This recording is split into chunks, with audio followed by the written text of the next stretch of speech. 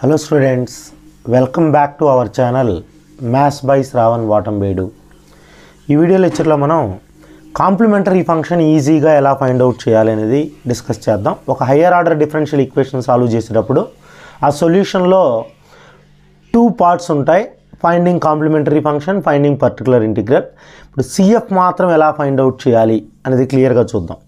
So CF find out చేయడం వచ్చి ఇది ప్రొసీజరు, ఇవి ఫార్ములాలు. నేను ప్రాబ్లం చెప్పేటప్పుడు క్లియర్గా ఇవన్నీ చెప్తాను. ఫస్ట్ మనకు ఆపరేటర్ ఫామ్లో ఉంటే ఆపరేటర్ ఫామ్లో రాయబడలేదు. ఆపరేటర్ ఫామ్లో రాసిన తర్వాత యాక్సిలరీ ఈక్వేషన్ రాయాలి. డి ఉండే దగ్గర ఎం పెడితే చాలు. ఆ ఎంలో ఉండే ఈక్వేషన్ని సాల్వ్ చేసి ఎం వాల్యూస్ కనుక్కొని ఆ ఎం వాల్యూస్ నేచర్ని బట్టి సిఎఫ్ రాయాలి. రియల్ అండ్ డిఫరెంట్ అంటే రియల్ నెంబర్స్ అంటే మనం చూసేటివన్నీ రియలే. Positive numbers, negative numbers, zero, fractions లాగా ఉండేటివి, రూట్ ఉండేటివి అన్నీ రియలే. అవి 2, 3 వచ్చాయి, real different. 1, 2 real different. -1, 2 real different. 2, 2 real equal. I గాని ఉంటే ఐ అంటే √-1 అంటే మీరు క్యాలిక్యులేటర్ వాడినట్లయితే రూట్స్లో క్యాల్సీలో ఐ వచ్చిందంటే అది not real roots. Not real వస్తే ఇలా రాయాలి. సో డిఫరెంట్గా వస్తే ఇలా రాయాలి. C1e⁻m1x, C2e⁻m2x ఇలా ఈక్వల్గా వస్తే ఇది. నేను ఈ ప్రొసీజర్ని క్లియర్గా ప్రాబ్లంలో చెప్తాను, మీకు బాగా అర్థమవుతుంది. సో ఒక ప్రాబ్లం తీసుకొని క్రిస్టల్ క్లియర్గా ఆ ప్రొసీజర్ చెప్తాను. ఫస్ట్ అయితే ఇలా ఉంటే డిఫరెన్షియల్ ఈక్వేషను ఇలా రాసుకోవాలి. ఆపరేటర్ ఫామ్ అంటే ఏం లేదు, మీరు ఈ d²/dx² ఉండే దగ్గర క్యాపిటల్ D² రాస్తారు, d/dx ఉండే దగ్గర క్యాపిటల్ D రాస్తారు. d² ఉందా, క్యాపిటల్ D² పెట్టేయండి. d/dx ఉందా, క్యాపిటల్ D. ఇది కాన్స్టెంట్, ప్రతి దాంట్లో y ఉంది, yని కామన్గా పెట్టేయండి. సో ఫస్ట్ ఆపరేటర్ ఫామ్లో క్వశ్చన్ ఉంటే direct auxiliary equation. Auxiliary equation అంటే ఏం లేదు, f(m) = 0.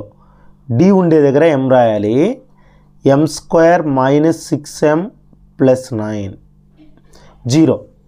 సో దీన్ని m వాల్యూస్ కనుక్కోవాలంటే RHSలో 0 ఉందని కాదు, RHSలో ఏమున్నా 0 పెట్టాలి. ఇక్కడ y ఉంటే y రాయకూడదు. సో RHSలో 0 ఉండే సమ్స్కి పర్టికులర్ ఇంటిగ్రల్ ఉండదు. కాంప్లిమెంటరీ ఫంక్షన్ ఒకటి కనుక్కుంటే చాలు, పర్టికులర్ ఇంటిగ్రల్ 0. ఇప్పుడు m వాల్యూస్ కనుక్కోవాలి. ఈ m వాల్యూస్ కనుక్కోవడానికి ఫార్ములా వాడచ్చు లేదా క్యాలిక్యులేటర్ వాడచ్చు. నేను ఫార్ములా వాడి చూపిస్తాను, మళ్ళీ క్యాల్సీ కూడా చెప్తాను. ఫార్ములా వచ్చేది -b + r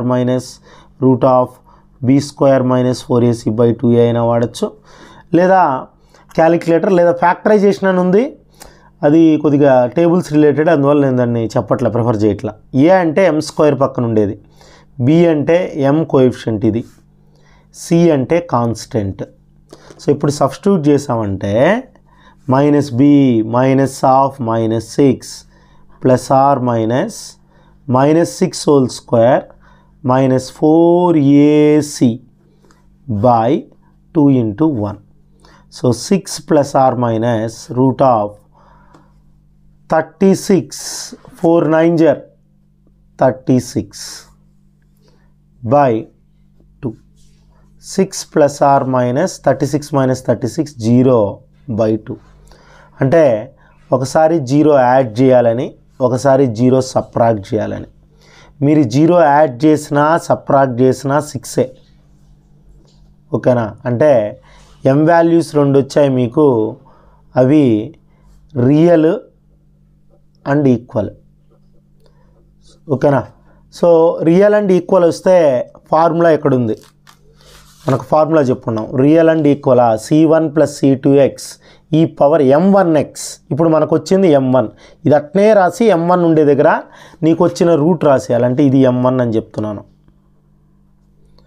ఇప్పుడు సొల్యూషన్ డైరెక్ట్గా general solution y = C1 + C2x e⁻3x. Problem అయిపోయింది. సో ఇలా రియల్ అండ్ ఈక్వల్ వస్తాయి. ఇదే మీరు క్యాలిక్యులేటర్ వాడితే ఈ ప్రొసీజర్ లేకుండా, ఇది కూడా ఈజీయే, కష్టమేం లేదు. క్యాల్సీ కానీ వాడారంటే ఫస్ట్ ఆన్ చేస్తారు, మోడ్ అనే బటన్ ఉంటుంది, ఆ బటన్ ప్రెస్ చేస్తారు. First on, mode 5, second degree కాబట్టి 3 నొక్కాలి. ఏబిసి వాల్యూస్ అడుగుతా ఉంది, మీ దగ్గర ఉంది A value, B value, C value enter చేయాలి. A value 1, B value -6, C value 9. Equal to కొట్టిన తర్వాత ఈక్వల్ టు కొడితే మీకు క్యాల్సి డిస్ప్లే క్లియర్గా చూసినట్లయితే ఎక్స్ అని చూపిస్తూ ఉంది. అంటే మీకు 2 రూట్స్ రావాలి, x1 x2 అని రావాలి, కానీ ఎక్స్ అని చూపిస్తూ ఉంది అంటే మీకు ఈ ఒక్క రూట్నే 2 సార్లు రాసుకోండి అని. అదే ఇక్కడ x1 అని వస్తే మళ్ళీ ఈక్వల్ టు కొడితే x2 చూపిస్తుంది, ఇక్కడ x చూపిస్తుంది. మళ్ళీ ఈక్వల్ టు కొట్టారనుకోండి ఇది రూట్ కాదు, మీరు ఎంటర్ చేసిన ఏ వాల్యూ. ఇది కొద్దిగా జాగ్రత్తగా చూసుకోవాలి. అంటే మనకు ఒక రూటే చూపిస్తూ ఉంది, ఆ రూట్ని 2 సార్లు రాసుకోవాలి. 2 డిఫరెంట్ రూట్స్ ఉంటే x1 x2 అని చూపిస్తుంది క్యాలిక్యులేటర్. ఓకేనా? సో ఇది రియల్ అండ్ డిఫరెంట్. ఇలా మనం ఏ ప్రాబ్లం అయినా చేయొచ్చు. ఓకేనా?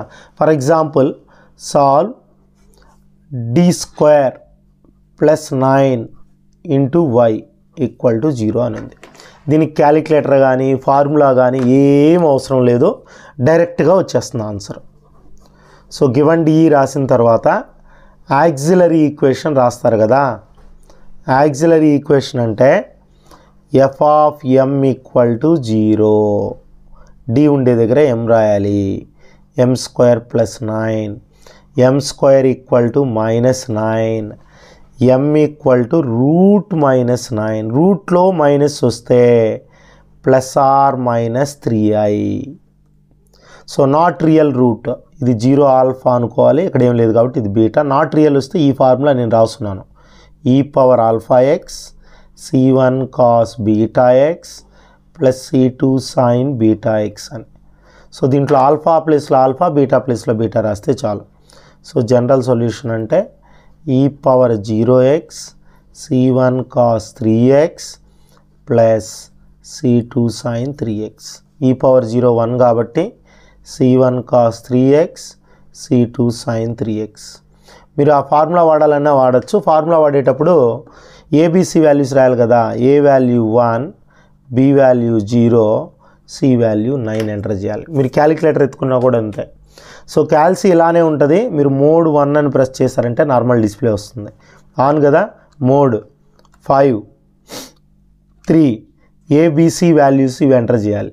1 0 9, 1 = 0 = 9 ఈక్వల్ టు కొట్టారంటే చూడండి +3i, మళ్ళీ ఈక్వల్ టు కొట్టారంటే -3i. ఇక్కడ చూడండి మీకు x1 ఇంకోటి x2 +r-3i అని రాసుకోవాలి. అర్థమైందా? ఇలా డిఫరెంట్ రూట్స్ వస్తే చూపిస్తుంది. ఓకేనా? ఈ విధంగా మీరు ఈజీగా సిఎఫ్ ఫైండ్ అవుట్ చేయొచ్చు. రియల్ అండ్ డిఫరెంట్ వచ్చినా కూడా ఇంతే, ఆ ఫార్ములా అప్లై చేయాలి.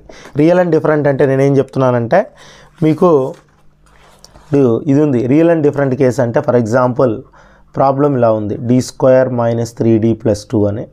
దీనికి మీరు రూట్స్ కనుక్కున్నట్లయితే యాక్సిలరీ ఈక్వేషన్ రాసి రూట్స్ కనుక్కున్నారంటే m values m² - 3m + 2, m values మీకు 1 2 అని వస్తాయి. 1 2 అని వచ్చాయనుకోండి real and different, real and different ఇక్కడ ఉన్నది కదా. రియల్ అండ్ డిఫరెంట్ వస్తాయి m1 m2, c1 e⁴m1 c2 e⁴m2.